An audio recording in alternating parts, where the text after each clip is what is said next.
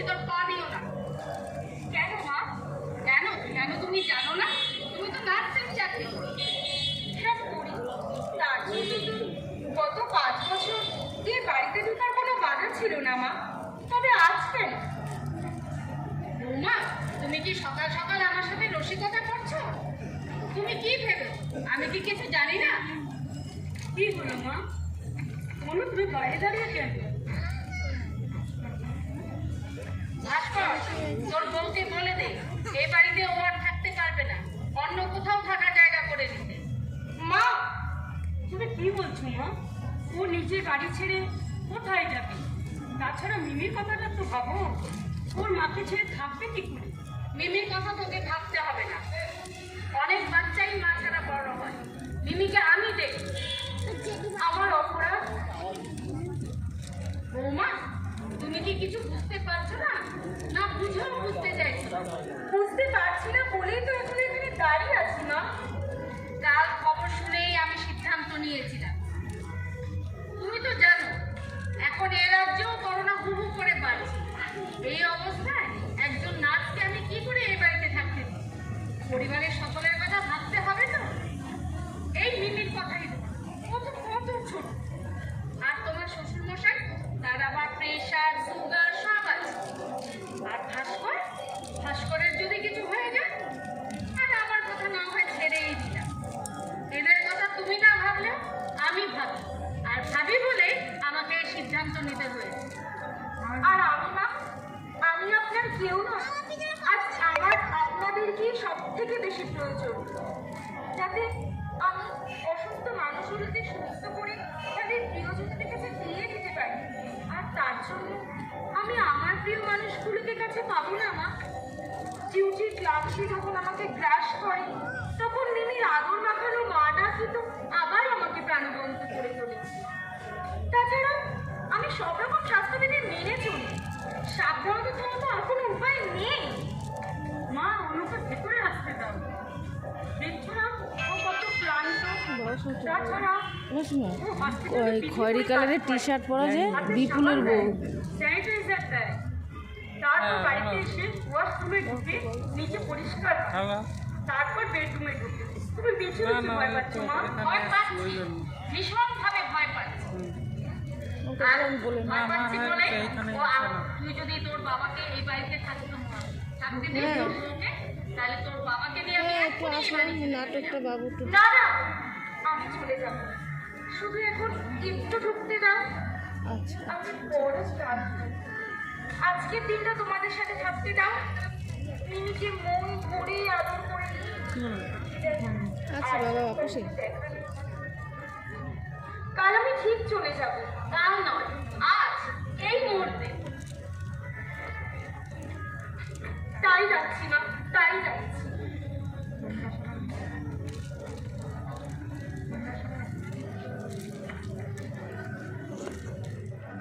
হয়ে গেছে।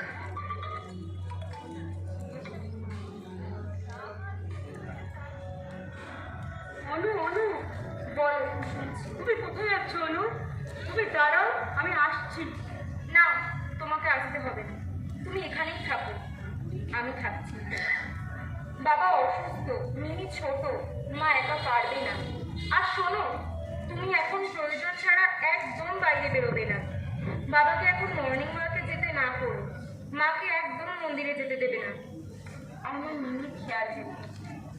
তোমরা সবাই ভালো থেকো। আর তুমি আমার কথা ভেবো না, আমি আরো নিকেতনে ফিরে যাচ্ছি। ওখানে যা হোক একটা ব্যবস্থা করে তুমি ছুটি দিতে পারো না অনু? না পারি না ভাস্কর। অসুস্থ মানুষগুলো তো আমাদের ভরসাতেই হাসপাতালে আসছে। তাদের সেবা করা আমাদের দায়িত্ব। আর যতদিন পারবো আমি এই দায়িত্ব পালন করে যাব। আমি আসি।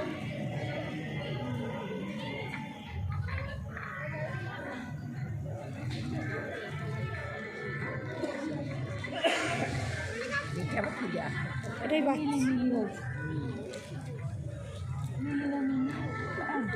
ওর মেয়ে ওর মেয়ে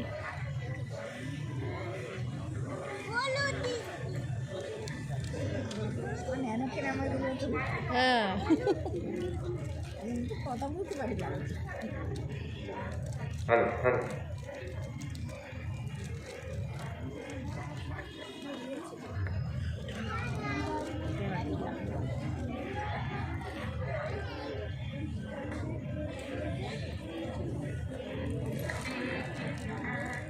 টাটা থই থই টাটা থই থই টাটা থই মম চিত্তে মিটে মিটে কে যে নাচে টাটা থই থই টাটা থই থই টাটা থই থই তার সঙ্গে তিলে দঙ্গে সদা বাজে টাটা থই থই টাটা থই থই টাটা থই থই তার সঙ্গে তিলে দঙ্গে সদা বাজে টাটা থই থই টাটা থই থই টাটা থই থই মম চিত্তে মিটে মিটে কে যে নাচে টাটা থই থই টাটা থই থই টাটা থই থই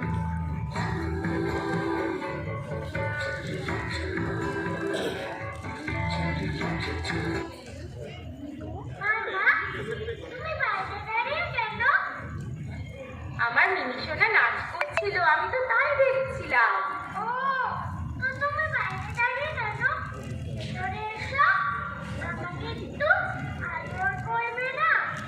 মিনি সোনাকে আদর না করে থাকা যায় বুঝি কিন্তু মিনির মা তো এখন মিমিকে আদর করতে পারবে না মিমি দেখেছে না মা দুর্গা কেমন দুষ্ট অসুরকে বধ করেছে তেমন মিমির মাও কোভিড নামে একটা দুষ্ট অসুরকে বধ করতে যাচ্ছে সেই অসুর তো খুব দুষ্ট সকলকে অসুস্থ করে দেয় মিমির মা ওই দুষ্ট অসুরটাকে মেরেই মিমির কাছে ফিরে আসবে মিমি তার মাকে যেতে দেবে তো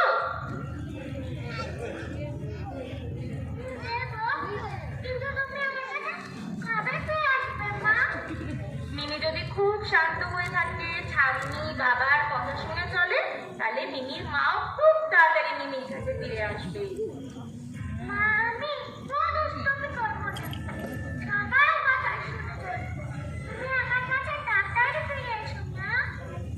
আমি আসি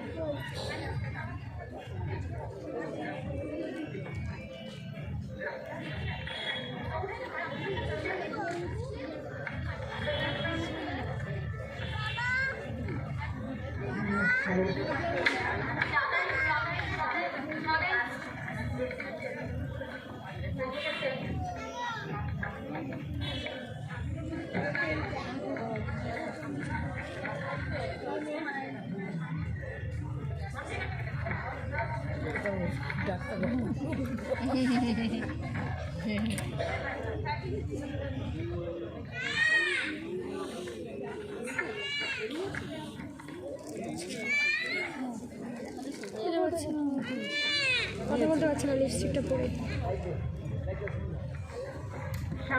স্বামী স্ত্রী বারান্দায় বসে চা খায় স্বামী বই পড়ে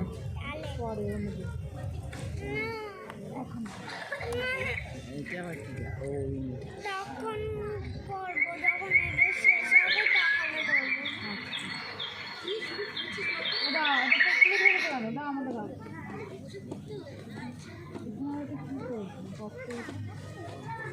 এই রাস্তাটা এতটা শান্ত না নীরব হয়ে গেছে অথচ মাত্র দুদিন আগেও এখানে কত মানুষের যাতায়াত ছিল ছেলেরা ছোটাছুটি করে খেলতো কি আনন্দ মুখরে ছিল তাই না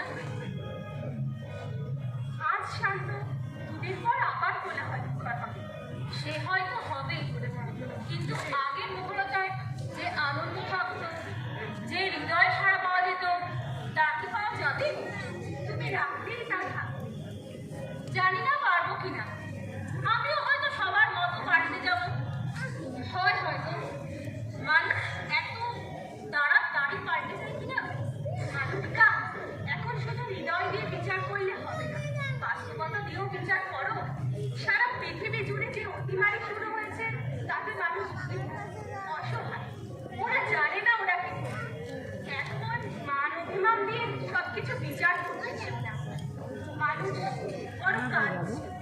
তুমি মানুষ হয়ে পাশে দাঁড়াও।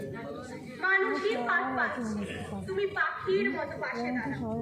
মানুষ বড় একলা, তুমি তাহার পাশে এসে দাঁড়াও। মানুষের পাশেই তো তুমি দাঁড়িয়েছো, তার পুরস্কার হিসেবে কি পেলে? সামাজিক বয়কট।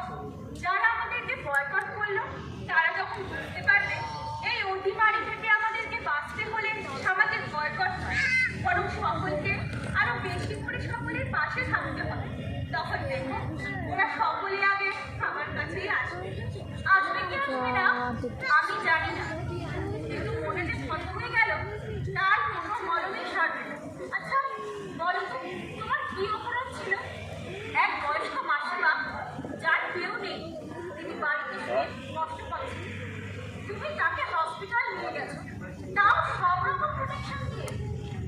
এর জন্য আমাদের এতদিনের চেনা পড়া প্রতিবেশী আমাদের এক ঘরে করে দেবে, এমনকি বাড়ির সামনে রাস্তাটুকু দিয়ে আমাদের যাতায়াত বন্ধ করে দিয়েছে।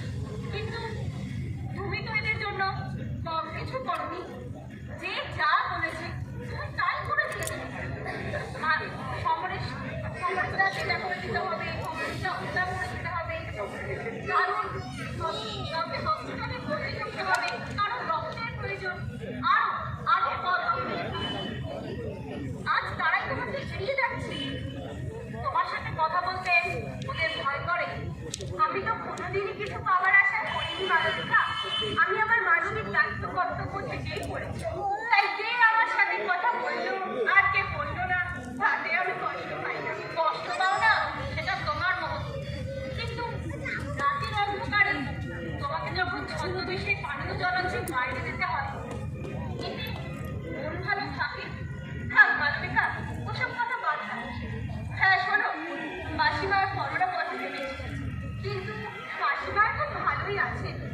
কে খবর দিল তোমার? আমি হসপিটালে ফোন করেছিলাম, তুমি যেন তাড়াতাড়ি সুস্থ হয়ে ফিরে আসে। জানো দিন দিন অবস্থা আরো খারাপ হবে। আমি ভাবছিলাম যদি আগে থেকে কিছু ব্যবস্থা নেওয়া যায়। কাদের জন্য তুমি এখন ব্যবস্থা নেবে? তুমি তো এখন সবার কাছে প্রার্থ, আর মাত্র তো 14টা দিন, ও দেখতে দেখতে কেটে যাবে। তোমার কি মনে হয় ওরা আবার আগের মতো আমাদের সাথে ব্যবহার করবে? আমার কিন্তু তা মনে হয় না। ওরা যেভাবে এসে হুমকি দিল, ওদের প্রতি আমার আর আসতে নেই। এটা তুমি ঠিকই বলেছো মালবিকা, ওরা তো আমায় জানে, তবু কেন যে সেদিন ওমন দল বেঁধে এসে আমাকে বাইরে না যাওয়ার জন্য ছাড়িয়ে গেল, এতে আমিও কিছুটা মর্মাহত। আর আমি তো নিজে থেকেই হোম কোয়ারেন্টাইনে থাকতাম।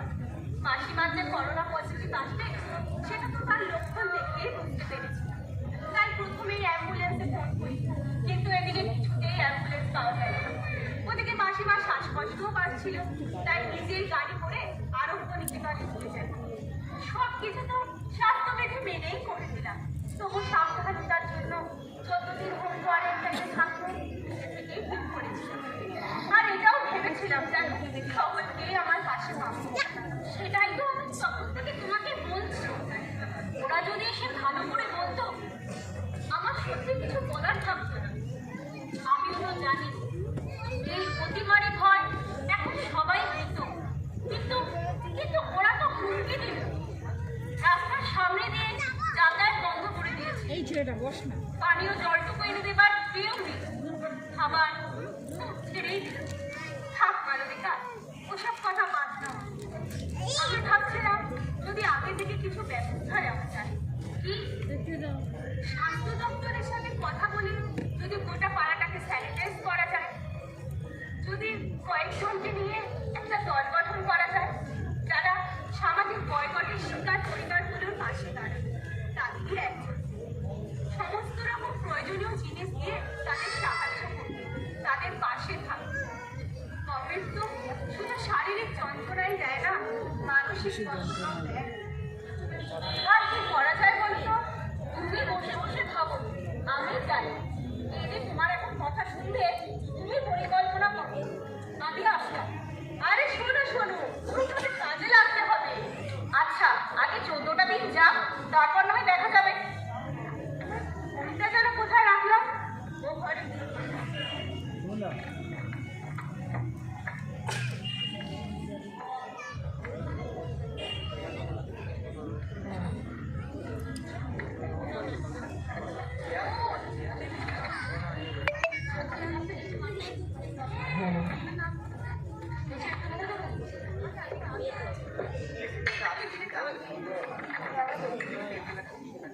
স্ক্রিন ড্রপ করা উচিত ছিল, স্ক্রিন ড্রপ করা উচিত ছিল।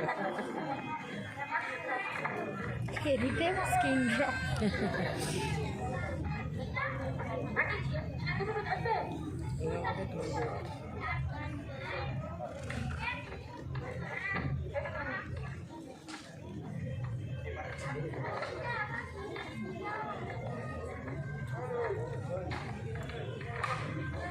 ভাইয়া ডাক্তারবাবু ঘরে বসে খুঁটিয়ে খুঁটিয়ে খবরের কাগজ পড়ে, আর ডাক্তারবাবু দেখাশোনা করে বংশী।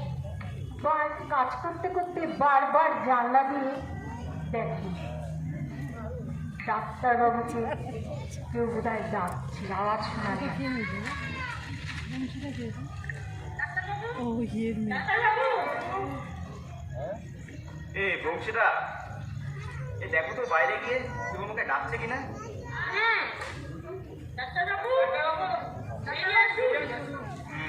কোনো পেশেন্টই হবে, দেখো তো গিয়ে একবার। না না, কোনো পেশেন্ট টেশেন্ট আসেনি দাদাবাবু। ডাক্তারবাবু, আর কতক্ষণ ধরে থাকবেন? বাইরে বেরিয়ে আসুন। এই বাইরে তো গন্ডগোল হচ্ছে, এ মনে হচ্ছে কোনো সিরিয়াস পেশেন্ট। যাই একবার বাইরে গিয়ে দেখে আসি তো। না, তুমি বাইরে যাবে না দাদাবাবু। কেন বংশীদা, কি হয়েছে?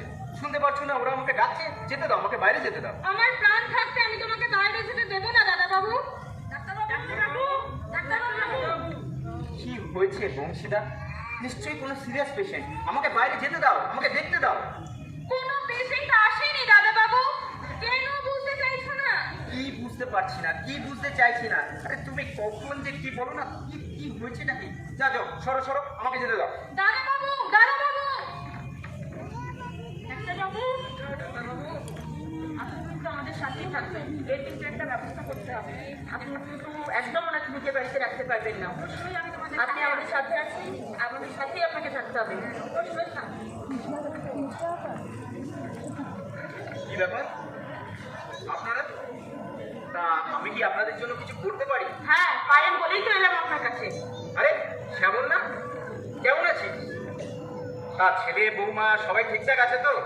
আসুন, এই পাসগুলি ও ডোজগুলো ঠিকঠাক দিচ্ছিস তো? বল বল, কি করতে পারি বল। আপনাকে এই পাড়া ছেড়ে চলে যেতে হবে। পাড়া ছেড়ে চলে যেতে হবে মানে? ডাক্তারবাবু, আপনি আমার বাড়ি ছেড়ে দিন। আমি ছেলেপুলে নিয়ে বাস করি।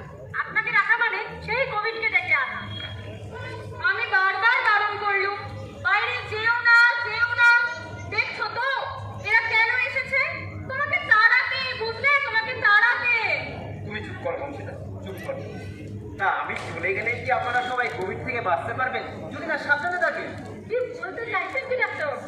সাবধানে থাকবো বলেই তো আপনাকে চলে যেতে বলছি।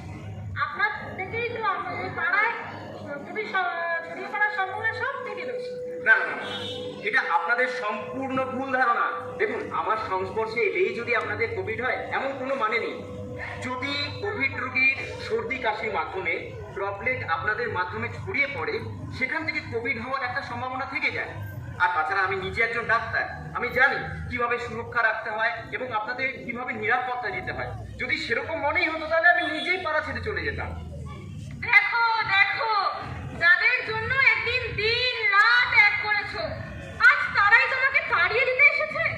তোমাকে কিনা এই পাড়া ছেড়ে চলে যেতে বলছে। হ্যাঁ হ্যাঁ, তাই এসেছি। উনি ডাক্তার বলে আমাদের মাথা কিনে নেননি। ওনার জন্য কি সারা পাড়ার মানুষ বিপদে পড়বে নাকি? তোমার ছেলে হয়েছিল কত শ্যামল? ও, এই তো মাস 2 হলো, তাই না? তা 2 মাস আগে তোমার স্ত্রী যখন প্রসব যন্ত্রণায় ছটফট করছিল আর একটা করে করে হসপিটাল ফিরিয়ে দিচ্ছিল, তখন এই ডাক্তারবাবুই কিন্তু। তুমি চুপ করো বংশীদা, আমি এমন কিচ্ছু করিনি। একজন ডাক্তার হিসেবে যেটুকু করার কর্তব্য আমি সেটুকুই করেছি। তাছাড়া যেদিন ডাক্তার হয়েছিলাম সেদিন শপথ নিয়েছিলাম যে সুস্থ পীড়িত আত্মদের জন্য আমি উজাড় করে দেব। সেটাই আমার কর্তব্য, আদর্শ। ওসব আদর্শ ফদর্শ ছাড়ুন এখন। আমরা আপনার জ্ঞানের কথা শুনতে আসিনি। আগে তো বেঁচে থাকি, তারপরে শুনবো আপনার ভাষণ।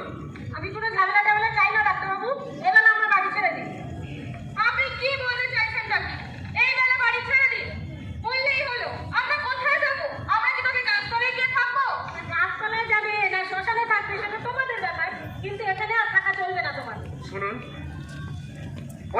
আমি আপনাদের সাথে ভদ্রভাবে কথা বলছি, আর একটাও বাজে কথা বলবেন না। যদি আমার থেকে কোভিড ছড়ানোর সম্ভাবনা থাকে তাহলে আমি নিজেই এই পাড়া ছেড়ে চলে যাব। তার আগে আমি এই বাড়ি ছাড়ছি না। আপনারা এখন আসতে পারেন। আর বংশীদা, তবে রে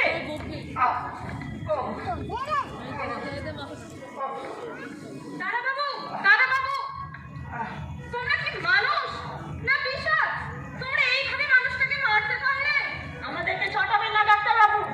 বিকেলের মধ্যে যেন দেখি বাড়ি খালি হয়ে গেছে, না হলে কি খুন করবে খুন? বংশীদা, চলো আমাদের জিনিসপত্রগুলো গুছিয়ে নাও। কিন্তু আমরা কোথায় যাবো দাদা বাবু? কেন, আরোগ্য নিকেতন আছে।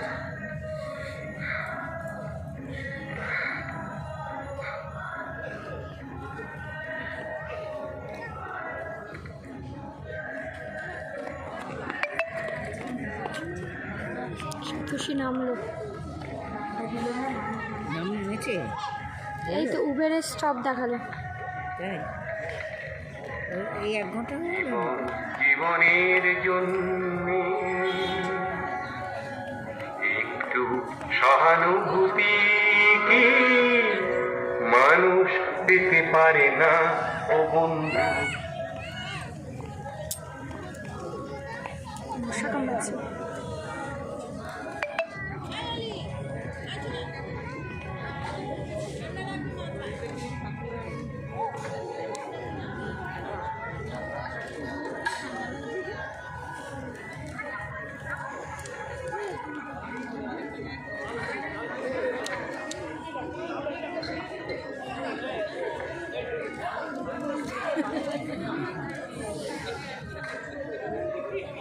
শেষ ভাই দাদার পাট শেষ। ভাইয়ের পাট শেষ। না না, আরেকটা আছে না জামা পরা, যেটা এই শার্ট পরা, হোয়াইট শার্টটা। চেম্বারে বসে